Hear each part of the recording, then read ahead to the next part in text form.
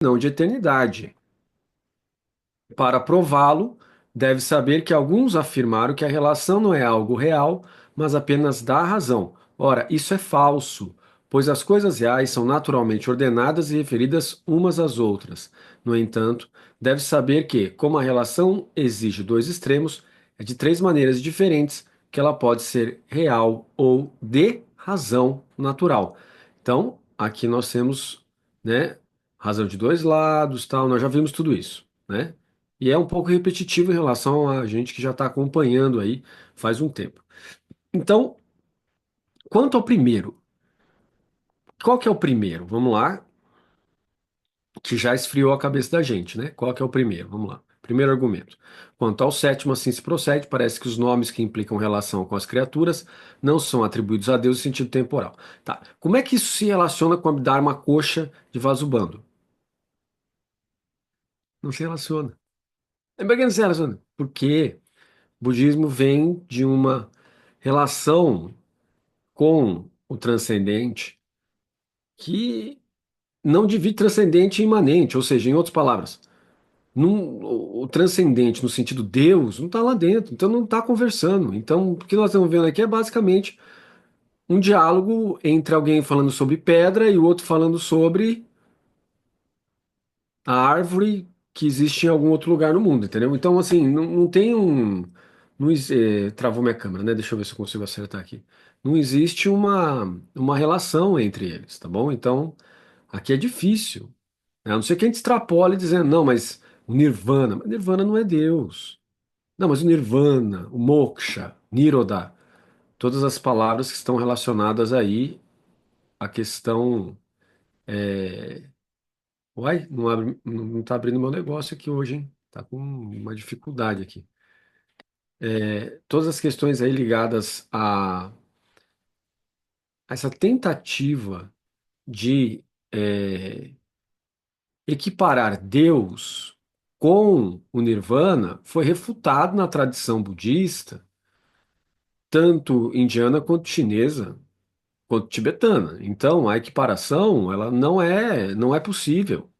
Não, mas os budistas não tinham a concepção de Deus criador. Olha, vamos com calma, que nós temos duas questões aqui. Primeira, a tradição Sankhya, a filosofia Sankhya, tem a questão de Shivara como Deus criador, que se aproxima muito da ideia monoteísta, é, podemos assim dizer, semita ou palestina, né, naquela região ali, de Deus. Então não é que não tem, tem. Não é a mesma questão do brahmanismo. E essa questão de Ishvara como o Deus criador, ela é rebatida, ela é contra-argumentada na apologética budista. Não, mas o budismo tem apologética? Tem. É que a gente está acostumado com o budismo Zen, né? Japonês, que não se liga muito nessas coisas, está mais interessado pelo silêncio, mais interessado em algumas contraposições ligadas ao mestre Dogen, né? No seu Shobogenzo, né? Então tá relacionado mais com outras questões, mais ligadas a uma questão de filosofia da ontologia, filosofia do tempo também, né? Agora, não é a mesma coisa aqui, né? Aqui nós estamos falando de uma contraposição que acontece num gênero chamado Siddhanta no budismo, né? O gênero literário Siddhanta, que é apologética. E lá se refuta a ideia de Deus criador. Então, a lógica do sistema budista não é, pelo menos indiano, que nós estamos trabalhando aqui, que é Abhidharma Kosha, né? Que é o sistema de Nalanda. Universidade Nalanda, tá bom? Não confunda com o Instituto Nalanda que tem aqui no Brasil, de um amigo meu e professor Ricardo Sasaki. Bom, então ele tem o Instituto Nalanda, isso está lá em Minas Gerais, se não salvo engano, né? Eu sou muito ruim de local, viu? E nome também, então eu erro mesmo. Então já peço perdão para vocês de cara, assim. Tenho as noções, lembro da pessoa, lembro de tudo, mas não lembro de nome, nem lembro do local direito. Eu sempre confundo as coisas. Uma das coisas mais terríveis para mim, para vocês terem uma ideia, é o CEP de onde eu moro. Eu sempre erro ele, tá bom? Então, pergunta CEP. Uma vez eu estava no aeroporto da França, me perguntaram coisas, eu comecei a errar e quase fui preso. Porque eu não lembro mesmo. Aí a pessoa começa a ficar. Eu sei que você está lendo, esse professor é retardado. Pois é, eu sou meio retardado, o que eu posso fazer, entendeu? É, devagarzinho, entendeu? Fazer o quê? Mas eu erro mesmo, tá bom? Então, quase fui preso na França, né? Por isso no aeroporto, porque eu comecei a errar. Aí começa a apertar mais, começa a ficar mais nervoso, erra mais ainda, né? Aí começa a errar, errar, errar, e daqui a pouco, aí eles perceberam que eu tava nervoso porque eu tava errando. Não tava nem nervoso porque eu ia ser preso, mas porque eu tava errando. E tava errando porque os caras ficavam pressionando com umas perguntas nada a ver, do tipo, o que que você veio fazer aqui? Ah, eu sei lá o que eu vim fazer aqui. Eu não vim fazer aqui, eu tava de trânsito, entendeu? De um aeroporto para outro, de um avião para outro. O que que eu vim fazer aqui? Eu não vim fazer aqui nada. Ué, eu vim andar de um avião para o outro aí. Aí quando eu respondi isso, o pessoal ficou bravo comigo aí. E ficou desconfiado de mim, sei lá. Daí começou posso abrir sua mala? Eu falei, pode. Aí pegou uns documentos lá, uns livros, e falou assim: me fala o que tá na página tal. Eu que vou saber? Eu vou saber? Era um livro de tibetano. Aí o cara, não, que tá na página 100, eu nem tava chegando lá, eu tava vendo outras coisas no começo, eu falei, não sei. Aí o cara, e que tá escrito nesse outro livro do sânscrito, que era o livro do Damajote. Eu falei, aí não me lembro dessa página, não. Posso ver? Não. Eu falei, como é que eu vou responder? Você acha que eu sou o quê? Que eu memorizei o livro? Aí começaram a ficar bravos comigo por causa das minhas respostas, entendeu? Resposta sincera, não dê no aeroporto, você pode se lascar, entendeu? Aí, é, perguntaram pra ele se luta arte marcial. Eu falei, luto. Nossa, na hora que eu respondi isso aí, já ficaram tudo nervoso comigo. Sei lá por quê, entendeu? Aí, aí mostraram uma foto super antiga minha de não sei quando. Perguntaram onde você estava, né? E qual era a data dessa foto. Como é que eu vou lembrar? Eu falei, sei lá, não lembro. Isso aí eu estava na Turquia. Ah, não, mas qual era a data? Qual o ano? Meu, sei lá. Entende? Falei, mas não sei, não lembro. Pronto, né? Aí continua. Aí ficaram lá comigo, né? Mó tempo. Bom, como vocês podem ver, eu não fiquei preso eternamente na França porque eu estou aqui com vocês hoje, mas foi um negócio assim. Então, em outras palavras, eu erro. Beleza? Então, se eu erro, já sabe que eu posso errar em muitos momentos. Bom, mas vamos aqui. Quanto ao sétimo, assim se procede. Parece que os nomes que implicam relação com as criaturas não são atribuídos a Deus em sentido temporal. Então, Tomás vai dizer que são atribuídos a Deus em sentido temporal, em sentido contrário disso. Então, com efeito, disse comumente que esses nomes significam a substância divina, o que leva Ambrósio a afirmar: este nome, Senhor, exprime o poder que é em Deus sua substância. Criador significa ação de Deus, que é sua essência. Né? Mas a gente está dando um nome que é sempre uma analogia, né? Não pode esquecer que Ambrósio foi mestre de Agostinho também, foi o homem que batizou Agostinho. E era diretor espiritual da mãe de Agostinho, da Mônica. Aliás, eu sei de tudo isso porque eu nasci no dia de Santa Mônica, não sei se você sabe, entendeu? Já. Eu nasci no dia de Santa Mônica e aí minha mãe, muito católica, fazia a gente ler a história do santo que a gente nasceu, entendeu? Então, Agostinho e Mônica pertencem à minha infância, né? Então, Ambrósio, a afirmar: este nome, Senhor, exprime o poder que é em Deus sua substância. Senhor é o quê? Deus, sua substância, ou seja, o poder. Dominus, aquele que domina, aquele que tem poder sobre. Criador significa a ação de Deus, que é a sua essência.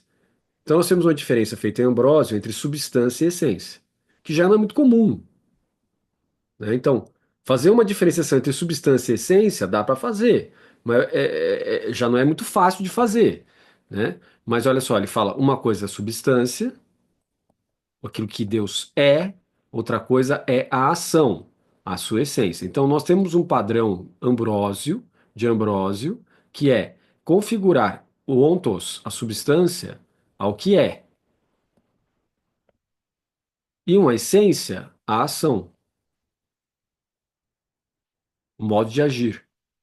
Ora, o que é e o modo de agir, para a gente, só significa uma coisa: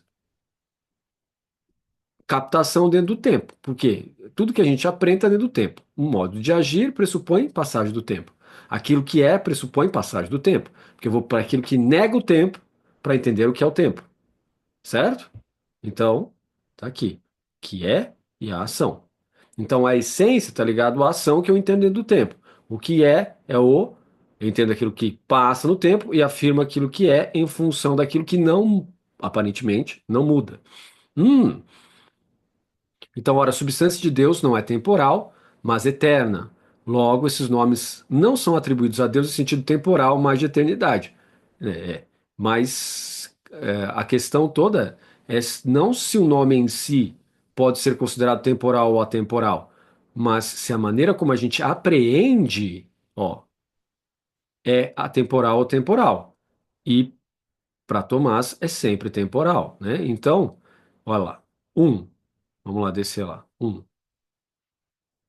Quanto ao primeiro, aqui a contra-argumentação de Tomás. Portanto, deve-se dizer que certos termos relativos são empregados para significar as relações como senhor, pai e filho e servo, são chamados relativos segundo o ser.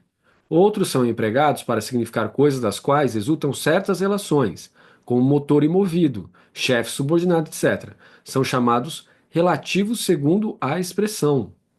É preciso considerar essa distinção ao tratar dos nomes divinos, pois alguns deles significam relação com a criatura, como Senhor. Então aqui, olha só, Tomás está enfrentando aquilo que Ambrósio colocou lá em cima, dizendo que há uma correlação entre substância, aquilo que é, e isso está ligado ao nome Senhor. E Tomás fala assim: olha, na verdade isso é relativo à expressão linguística usada. É preciso considerar essa distinção ao tratar dos nomes divinos, pois alguns deles significam a relação com a criatura como Senhor. Então há uma relação entre criaturas, de domínio sobre elas, e que eu transponho para Deus. E que não é aquilo que ele é, como diz Ambrósio, tá vendo? Ele tá. Tomás está falando: olha, Ambrósio, com todo respeito, você é o Santo Ambrósio, doutor da igreja, mas nós temos aí um problema na sua fala, que é a palavra Senhor não é a substância de Deus, mas uma relação captada por nós e que nós superimpomos em Deus. Isso significa que a questão epistemológica que está sendo usada por Tomás aqui, que é uma epistemologia cristã ou uma epistemologia guiada pela lógica da teologia revelada no seu objeto, leva para uma composição que é coincidente com a epistemologia budista, no sentido do Abhidharma Kosha. É coincidente nesse ponto. Por quê? Porque o modo como a gente nomeia as coisas é a partir das suas distinções e da captação da sua relação. E isso tem tudo a ver com Pramana, que é a seção budista da epistemologia. E o Abhidharma, que é a seção budista da ontologia, filosofia e psicologia. Bom, então, esses não significam diretamente a substância divina, mas indiretamente enquanto a pressupõe, como senhorio pressupõe o poder, que é a substância divina. Ó, esses não significam diretamente a substância divina lá. Ou seja, ser humano criado dentro do tempo não consegue arcar com a questão da captação direta da substância divina. É sempre por analogia, por alegoria, por metáfora, por comparação, mas indiretamente enquanto a pressupõe, como o senhorio pressupõe o poder, que é a substância. Né? Essa questão aqui que nós estamos vendo, no que diz respeito à filosofia contemporânea, leva Heidegger a afirmar sobre o niilismo europeu, na obra dele sobre o niilismo europeu, que não há filosofia da ontologia na Idade Média. Por quê? Porque o objeto principal da Idade Média, da filosofia da Idade Média, é Deus. Ora, sendo Deus, não o ser, ou sendo o ser na sua máxima força e assim por diante, né, naquilo que é máximo e que escapa ao ser humano, você não tem uma pergunta sobre o ser, mas uma aceitação direta sobre o que o ser é mediante a revelação, teologia revelada, os dogmas. Então Heidegger chega até a afirmar que não teve filosofia sobre o ser na Idade Média. Bom, eu não sei se ele está certo, né? Eu acho que ele está sendo um pouco assim extremo,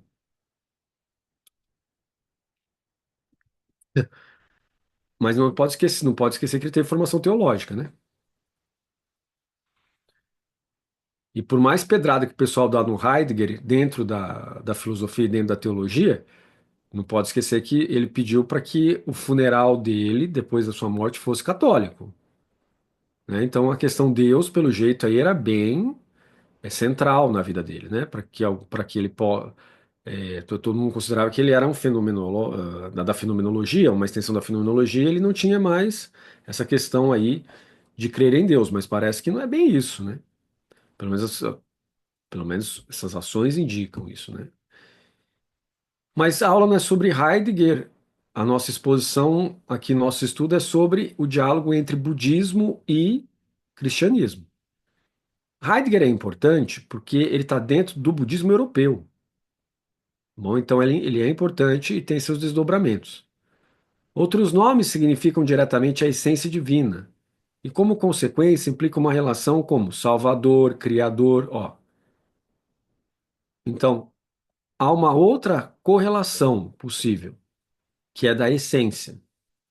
E nós já vimos que em cima, no paralelo feito por Ambrósio, substância fala daquilo que é, essência fala daquilo que é ação, certo? E como consequência implica uma relação como Salvador, Criador, que significam uma ação de Deus que é sua essência. Ah, mas como? Aquilo que eu acho não pode ser minha essência, certo? Aí agora você vai entender porque que o Heidegger falou que não tinha filosofia do ser na Idade Média. Porque em Deus é tudo coincidente.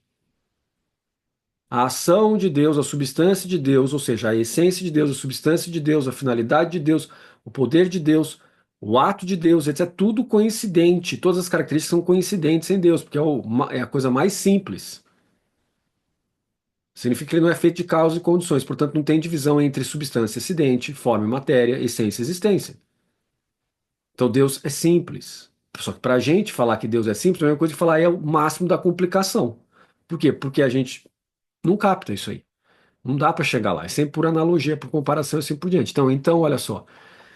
No entanto, esses dois nomes são atribuídos a Deus em sentido temporal, em razão ó, em razão da relação que implicam, seja de maneira principal, seja consequente, e não em razão de significarem a essência divina direta ou indiretamente.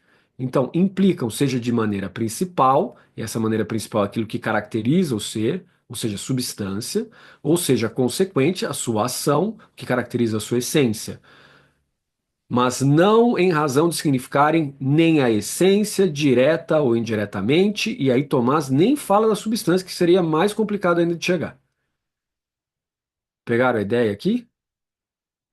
Então, é sempre por paralelismo da experiência humana que a gente fala de Deus, nunca diretamente, certo?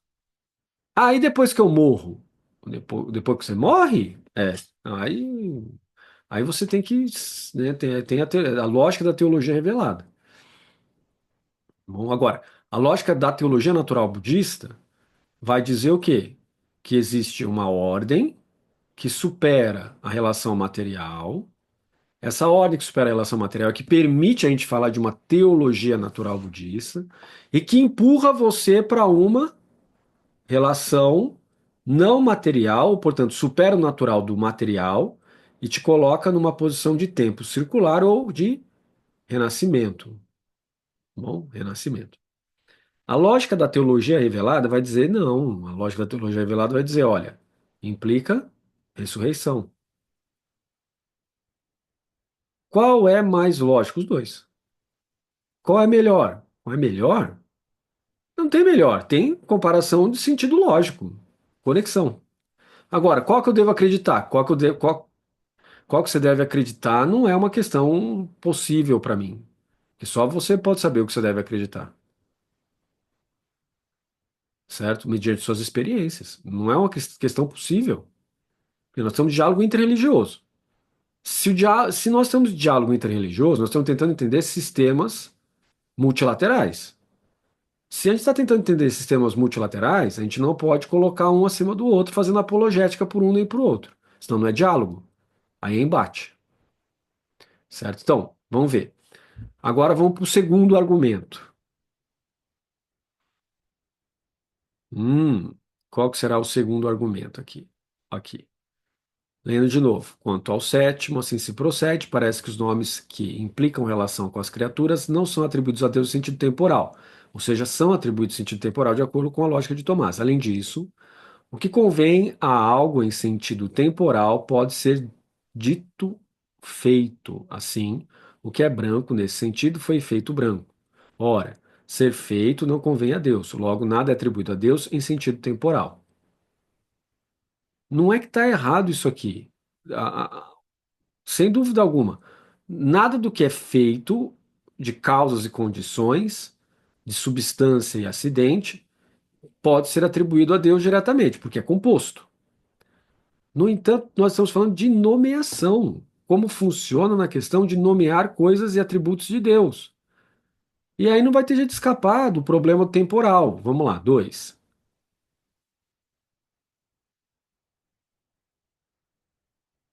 Quanto ao segundo, deve-se dizer que, como as relações atribuídas a Deus em sentido temporal não estão em Deus, senão segundo a razão, assim ser feito ou ter sido feito somente são atribuídos a Deus, segundo a razão, excluída qualquer mudança em Deus, como diz o salmista: Senhor, te fizeste nosso abrigo. Como assim, segundo a razão? Segundo a razão natural. Segundo a razão natural, segundo o processo cognitivo natural que nós temos de conectar uma coisa com outra, descobrir aquilo que conecta uma coisa com outra, aquilo que é comum, aí o nível da razão. Tá bom? Então, é essa a ideia que está aqui. Então, olha.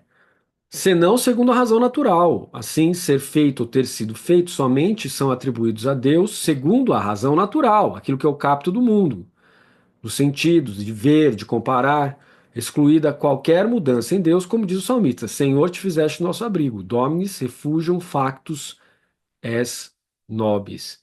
A tradução do factus como fizeste, se perde no sentido que Tomás está querendo dizer, que factus é per factum, aquilo que é perfeito, aquilo que está além do tempo, né? Factus, per factus. Então, a gente fala fizeste, então se perde um pouco a vamos dizer assim, a nuance que Tomás está querendo dar, né? Que é refugium factus, né? Refúgio perfeito, refúgio para além do tempo, né?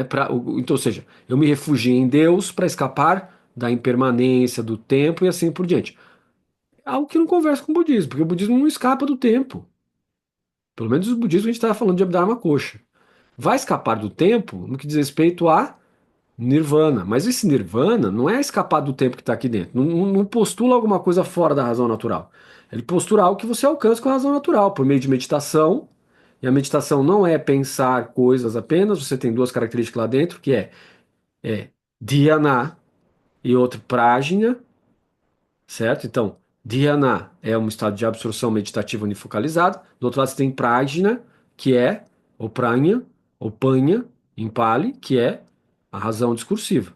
No método de Vasubandhu, no Abhidharma Kosha e no Abhidharma Kosha Bhashyam, o comentário ao tesouro do conhecimento, o tesouro daquilo que aponta para o Dharma, para a ordem, né?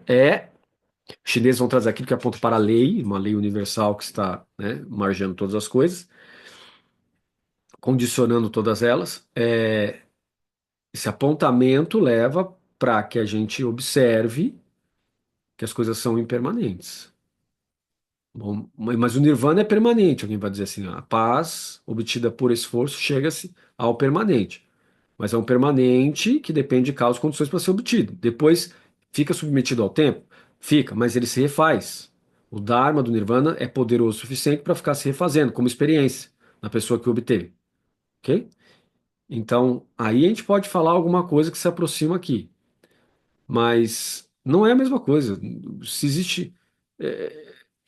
A auto-organização da lógica budista não é a lógica existencial da teologia revelada cristã. Na teologia revelada cristã, a lógica é de sustentação a partir do poder criador. A lógica budista é de sustentação a partir de um poder de si mesmo, consigo mesmo, dentro da interdependência. Então são coisas muito distintas, certo? Então, de novo, o domínio que nós estamos falando é o tesouro do Abhidharma. e o seu comentário. Se você tem na sua escola uma composição diferente, se você, aquilo que você estudou do budismo, uma composição diferente dessa, aí pode variar mesmo, tá bom? Nós estamos fazendo um recorte bem preciso de dois comentários, né? Ah, mas cadê o texto do Abdar uma coxa? Depois eu tenho que colocar aqui para vocês, mas aí a gente vai ter que fazer esse paralelo. Mas como essa questão eu teria que ficar correndo para cima e para baixo dentro do texto do vaso urbano, não compensa. Então é mais fácil eu falar direto com vocês, não ficar toda hora lá parando para achar a página, etc. Não dá. Então é mais fácil eu falar para vocês. Mas quando for um momento de um diálogo mais fluente entre passagens de tratados, aí a gente vai expor o Abdar Macocho o texto aqui. Se faz sentido ficar pegando pedacinho, pedacinho, eu comento. Tá bom? Então. É isso. Agora vamos ver o terceiro. Quanto ao terceiro. Terceiro argumento. Ademais, se alguns nomes são atribuídos a Deus em sentido temporal, em razão da relação que implicam com as criaturas, o mesmo argumento valeria para todos os nomes que implicam uma relação com as criaturas. Ora, certos nomes que comportam uma relação com as criaturas são atribuídos a Deus em sentido de eternidade. Assim, desde toda a eternidade, Deus conhece e ama a criatura, segundo o texto de Jeremias 31:3. Eu te amo com amor eterno. E aí fica em caritate perpetua dilexite, né? Um pouco diferente, vocês podem ver aqui, né, da estrutura do português. Eu te amo com amor eterno, né? Esse amor eterno está aqui, ó, caritate perpetua. E caritate tem variação do tipo de amor aqui, hein? Aqui a gente coloca a palavra amor para tudo. Mas aí talvez o melhor fosse eu tenho caridade, sei lá, não dá para traduzir assim. Então, pronto, continua. Logo, os outros nomes que implicam relação com as criaturas, como Senhor e Criador, são atribuídos a Deus em sentido de eternidade. São atribuídos a Deus em sentido de eternidade, mas tem uma base epistemológica para isso, que é a base temporal. Às vezes, não. Que, quanto ao terceiro, deve-se dizer que a operação do intelecto e da vontade está no que conhece. Olha, o que é intelecto e vontade mesmo? É uma das coisas mais importantes na teologia de Tomás de Aquino. É a teoria que fundamenta ou caracteriza a imago Dei, a imagem de Deus no ser humano. Deve-se dizer que a operação, e quem é que age e que faz a operação? A alma racional. Então vocês estão vendo aqui, ó, uma aplicação da ideia de imago Dei que foi muito usada para justificar, infelizmente, a escravidão. Certo? A escravização de povos. Mas não é tanto pelos dominicanos que foi usado isso, foi usado mais pela razão média de Molina dos jesuítas, né? Que diziam da extrema liberdade do ser humano, né? Enquanto que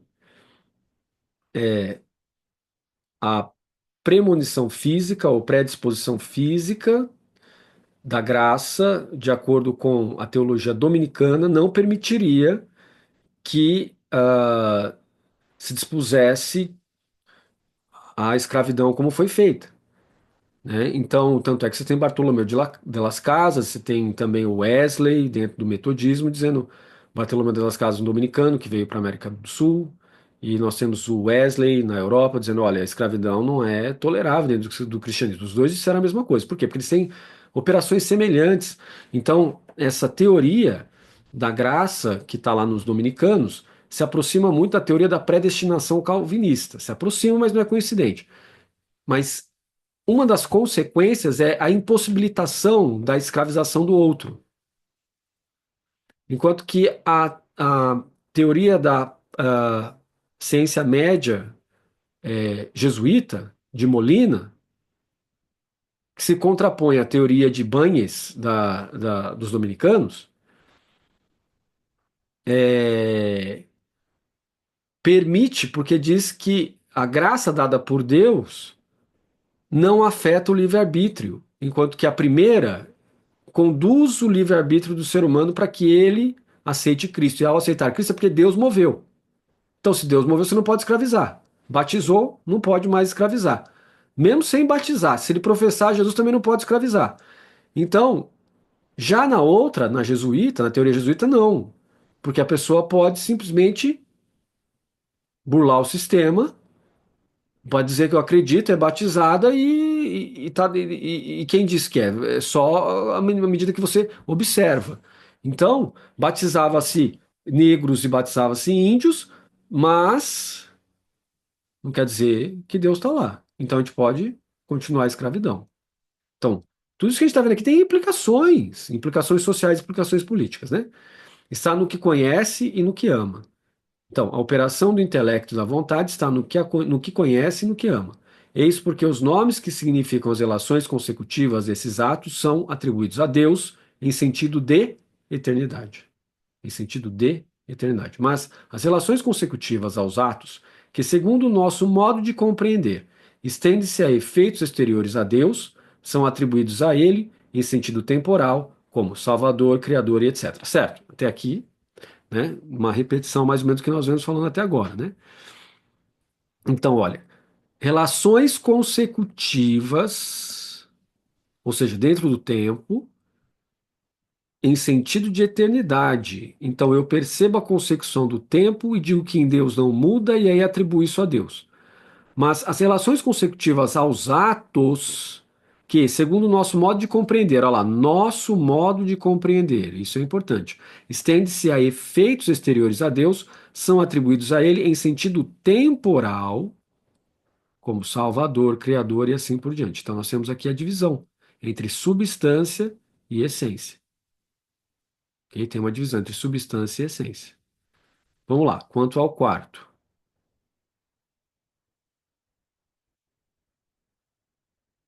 Ademais, esses nomes significam relação. E tudo aquilo que é relação é causa e condições, né?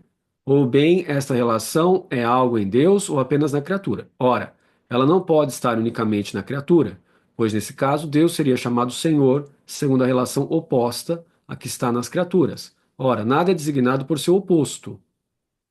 A filosofia moderna não vai concordar com isso, não, viu? Ora, nada é designado por seu oposto. Logo, a relação tem de ser algo em Deus. Em Deus, porém, nada é temporal, pois ele está acima do tempo. Logo, parece que esses nomes não são ditos de Deus em sentido temporal. Certo? Vamos lá. Número 4. Quanto ao quarto, deve-se dizer que as relações significadas pelos nomes, que são atribuídos a Deus em sentido temporal, estão em Deus apenas segundo a razão, ao passo que as relações opostas, que estão nas criaturas, são reais. Ó, estão em Deus apenas segundo a razão, ao passo que relações opostas que estão nas criaturas são reais. O que que nós estamos falando? O que que é isso? Tem uma oposição entre realidade e razão. Coisa e razão. Você tem que retomar Agostinho aqui. Lá atrás, retoma Agostinho, lá atrás, na doutrina cristã. Ele fala assim: para conhecer Deus, nós temos duas coisas: a doutrina rerum e a doutrina signum. Certo? Então, a razão me dá a doutrina signum. As coisas reais me dá a doutrina rerum. O que quer dizer isso? Não estou entendendo nada. Puta, muito louco. Retoma agora mais para trás. Retome Aristóteles do Metafísica. Não esqueça que Tomás de Aquino é um super especialista em Aristóteles. Quando a gente observa as categorias do ser, nós observamos que existem determinados tipos de ser que são alcançáveis só pela razão, e um deles é a matemática. Está fora do tempo, certo? Então, o conhecimento da matemática é conhecido como conhecimento por excelência. Por quê? Porque os objetos são excelentes porque estão fora do tempo, né? Então, e que todo ser humano tem acesso através da sua razão. Então, esse segundo a razão está dentro dos sinais, dentro da classificação aristotélica, nós estamos falando de algo que está dentro de uma abstração de características no mundo da razão abstrata. E os reais estão no mundo do sensível, da captação do sensível e do uso da memória. Então, para ler a Suma da maneira como nós estamos lendo, pressupõe-se que a gente tem um bom conhecimento de Platão e Aristóteles, mais de Aristóteles do que de Platão, mas não tem jeito de escapar de Platão nem de Plotino. Por quê? Porque os dois fundamentam a teologia, tanto de Ambrósio quanto de Agostinho. E mais de Agostinho do que Ambrósio depende a teoria de Tomás de Aquino. Tanto é verdade que eu estou dizendo para vocês que a- as constituições dominicanas, eu tenho elas aqui na minha mão, as constituições dominicanas, têm como princípio inicial da regra a regra de Santo Agostinho, a regra de vida de Santo Agostinho. Ó. Tá aqui, ó. Regra de vida de Santo Agostinho.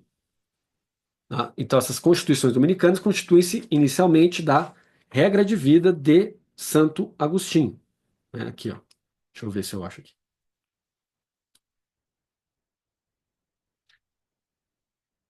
Tá? Olha lá. Lê aqui, ó. Você consegue ler?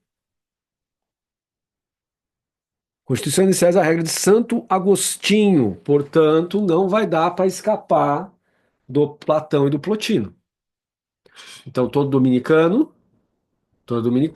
tem uma noção forte, inclusive, não só da filosofia e da teologia de Agostinho, como também deve ter uma noção forte da regra de vida de Agostinho, certo? Então, nós temos aqui uma questão muito interessante, né? E não há inconveniente em que Deus receba nomes tirados de relações que são reais na criatura, contanto que nosso intelecto as apreenda como relações opostas em Deus, de modo que Deus seja dito relativamente à criatura, pelo fato de que a criatura lhe é referida. Segundo o filósofo, quem é o filósofo? Aristóteles, no livro 5 da Metafísica, o cognoscível, aquilo que se conhece, é dito relativamente porque o entendimento se refere a ele. E o entendimento você tem que entender aqui pela questão do intelecto e da vontade, né? Então, aqui ele faz um paralelo entre um ponto e outro. Vamos agora para o número 5.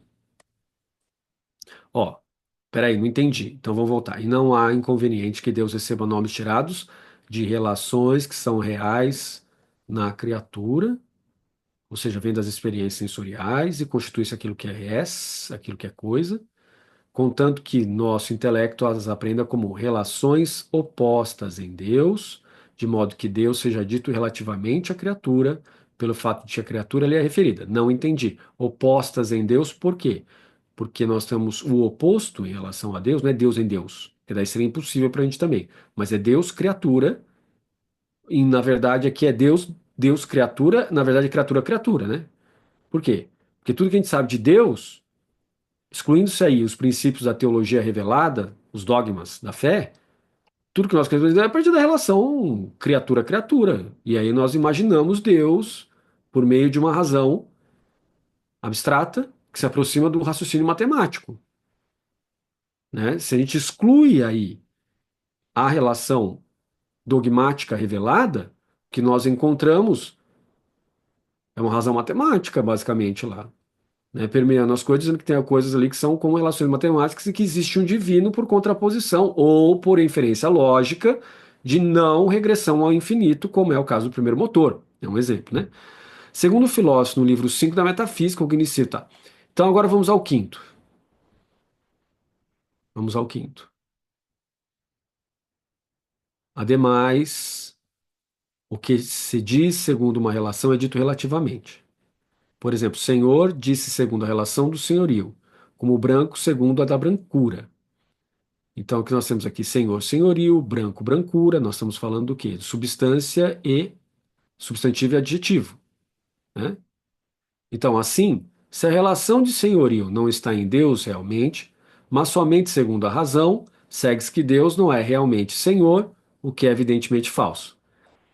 Então, aqui está falando que teria que ser coincidente as duas coisas, né? Então, vamos ver como é que Tomás fala aqui em relação a isso, né? Quanto ao quinto, deve-se dizer que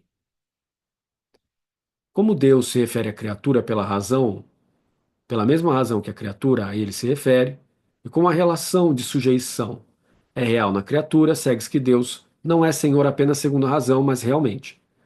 Pois, de acordo com a maneira segundo a qual a criatura lhe está sujeita, ele é chamado Senhor. E não entendi. Entendeu sim. A relação em Deus é tal que substância e acidente é replicado na sua criação. Então, o Senhor, ainda que a criatura não entenda, continua sendo o Senhor e continua dominando na relação hierárquica entre forças. E essa relação constitui-se a realidade, portanto, constitui-se a verdade, portanto, não se pode escapar disso.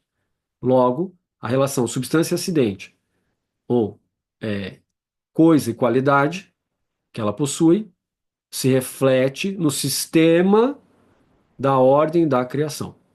Beleza? É isso que é o argumento aqui, uma possibilidade de explicar isso que ele falou. E aqui, por último, chegamos ao 6. Ademais, nos termos relativos que não são simultâneos por natureza, um pode existir sem que o outro exista. Por exemplo, existe objeto cognoscível, mesmo que não haja conhecimento. Eu não estou entendendo. Então, aqui é porque você não está entendendo, porque você já está dentro da contemporaneidade.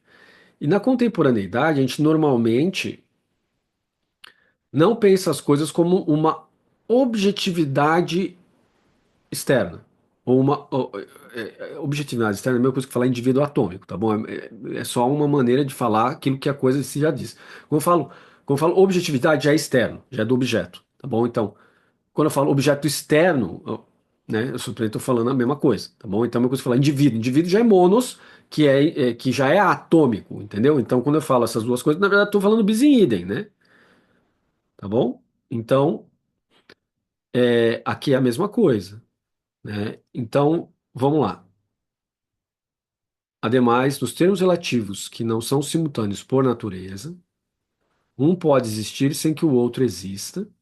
Por exemplo, existe objeto cognoscível mesmo que não haja conhecimento, como se diz no livro das categorias. Então, eu acabei de postular que, quando eu não conheço algo, aquilo não deixa de existir. Na subjetividade contemporânea e moderna é bem assim.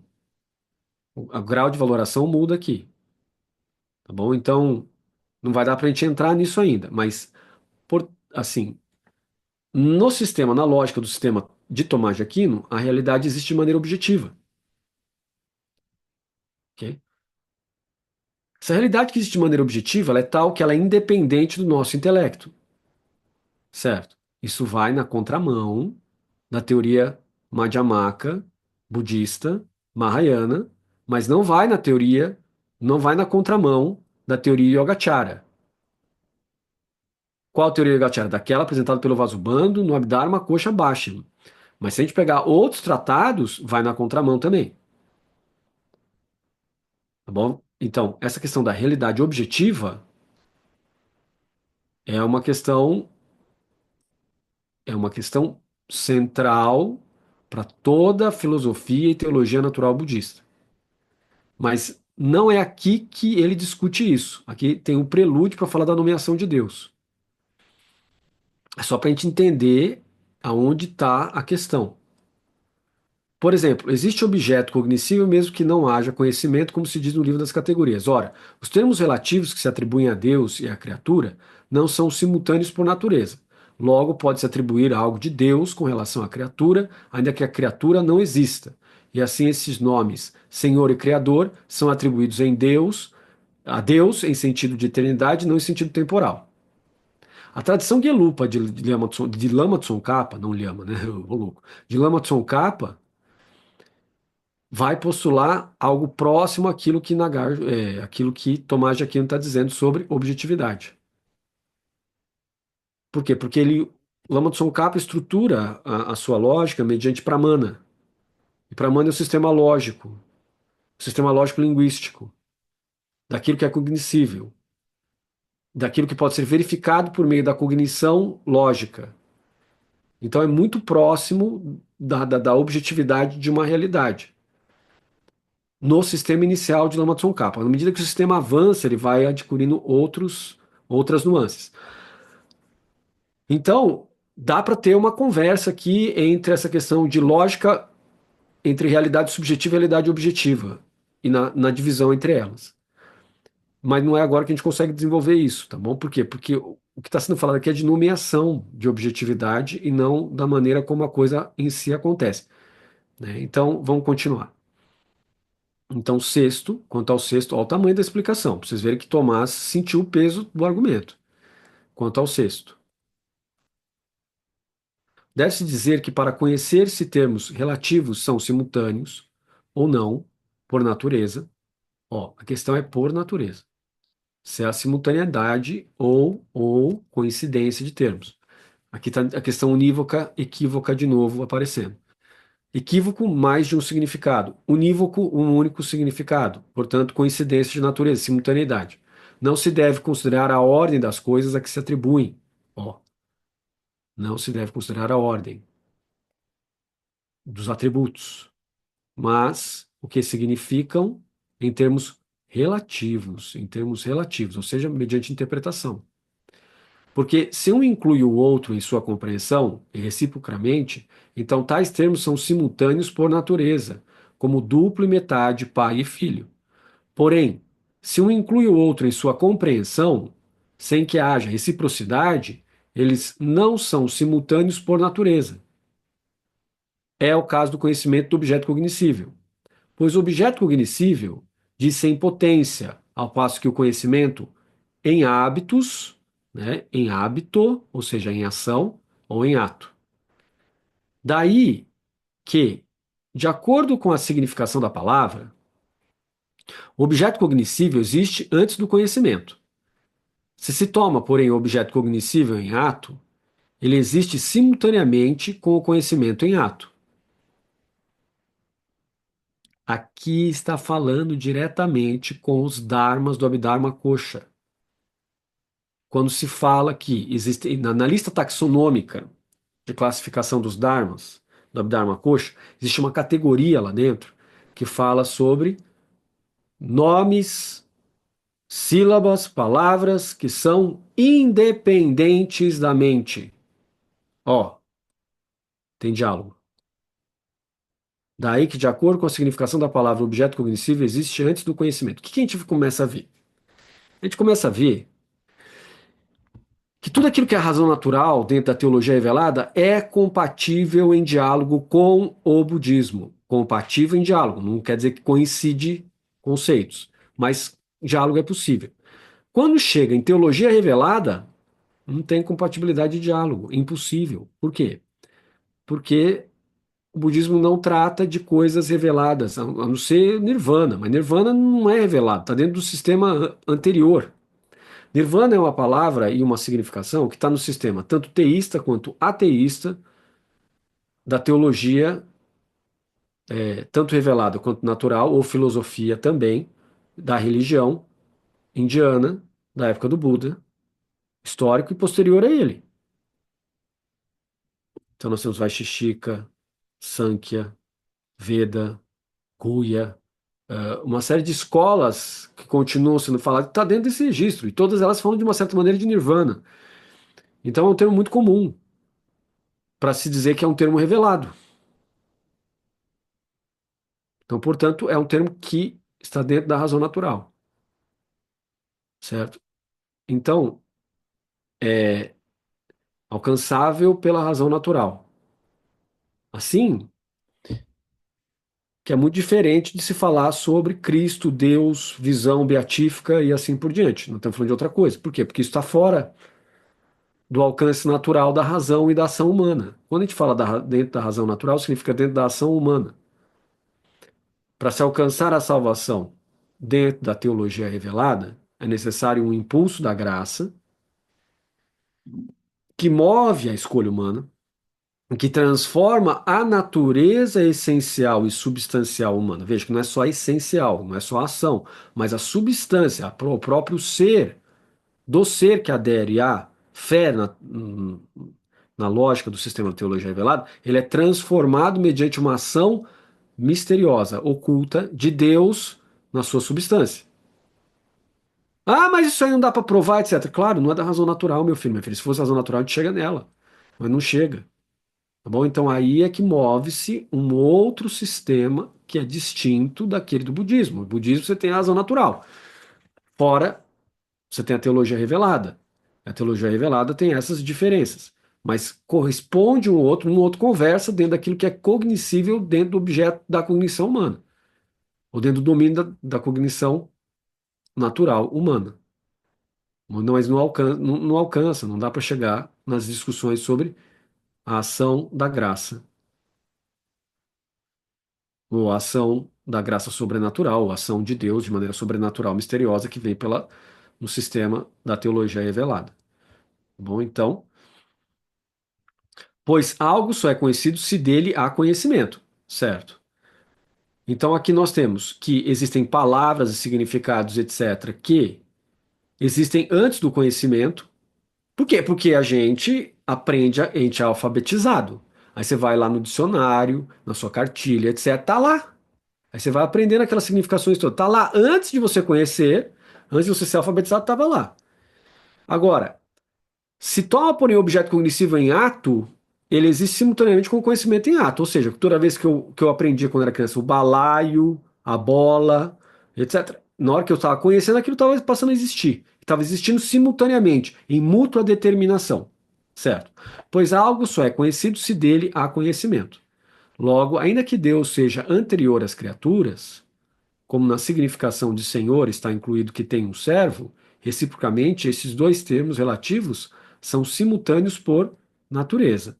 Assim, Deus não foi senhor antes de contar com criaturas sujeitas a ele.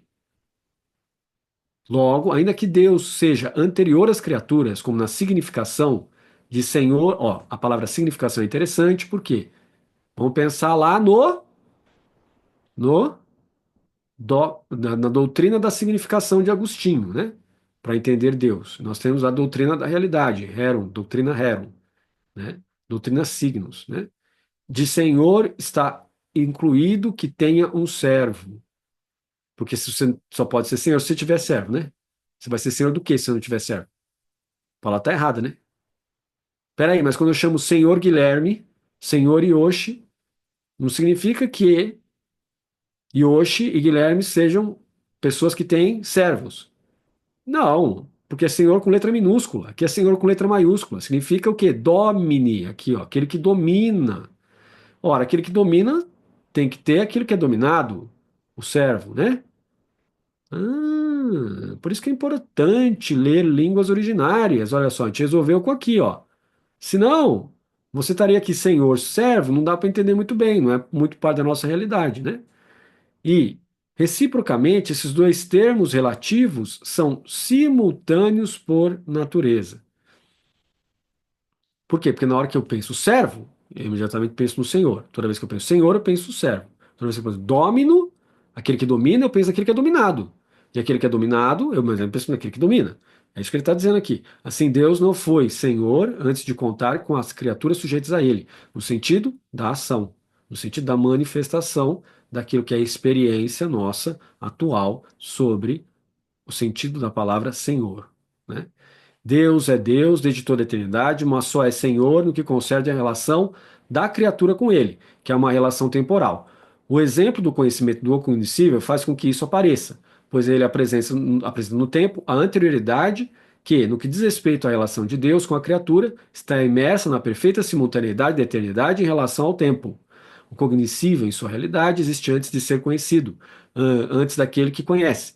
Desse modo, o movimento dos astros existia antes que surgisse o homem capaz de conhecer e de descobrir suas leis. Ah lá, isso quer dizer que tem uma realidade objetiva, né, que está sendo postulada aí dentro.